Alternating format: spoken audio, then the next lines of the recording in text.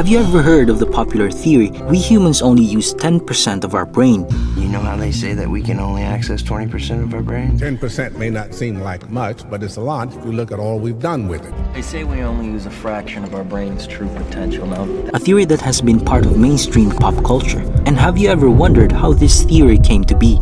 Maybe you heard of it from a friend, or maybe you've seen the box office hit movie Lucy, a movie where they theorize what would happen if you unlock more than 10% of your brain. 100%? Yes? I have no idea.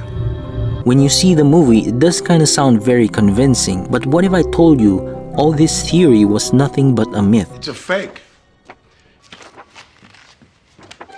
And before I tell you the science to all of this, a better question is why? Why do we have to talk about this theory? It is important to take note that more than half of the population of the world believe in this theory, and that is really alarming. With that big of a margin, has created the most prevalent misconception in all of society, and that type of misinformation can spread really fast. Boy, that escalated quickly.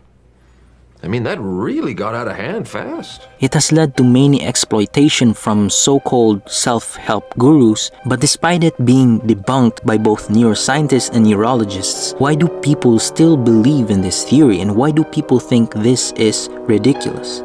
To understand all this and give this theory any sense, we've got to know how it all started. Starting with number 1, its origin.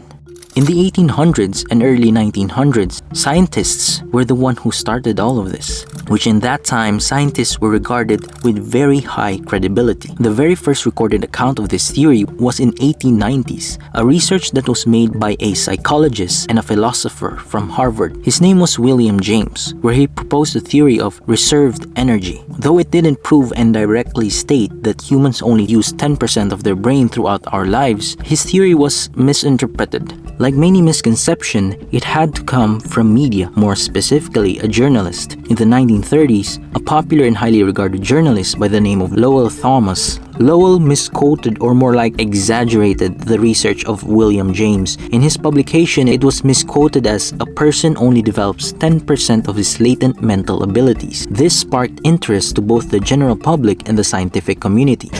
We wouldn't know what the hell we were publishing.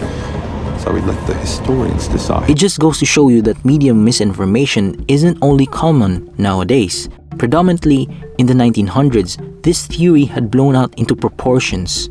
One after the other, many works of scientists were linked to this theory and subsequently have been misinterpreted. Like a study from Craig Cargis stating that only 10 to 20% of the brain's function are conscious, while the other 80 to 90% is subconscious. This seemingly new discovery was also supported and further studied by a neurosurgeon, Wilder Graves Penfield, on his discovery on silent cortex, when he experimented that when some of the parts of the brain didn't have any function when stimulated with electricity. Carrying a gentle electrical current, we can judge what area is involved. Over the years, despite having no real scientific evidence to show for this theory, it has led to some pharmaceutical and some self-help gurus to capitalize on this and start to advertise various miracle brain-boosting drugs that claim that it could unlock more of their brain. What's your secret? Medication. And in 2014, the movie Lucy didn't help. This theory was then again popularized. It is a movie on what would happen if you unlock 100% of your brain potential. It's a great movie, but obviously it's scientifically inaccurate. Which brings us to number 2. Facts. Now that we know where it all came from, we're gonna find out how was this considered a myth. Our brain is the most complex organ in our body, with many diverse regions of the brain, and all of which collaborate for us to function properly. Electrical impulses. Every cell knows and talks to every other cell.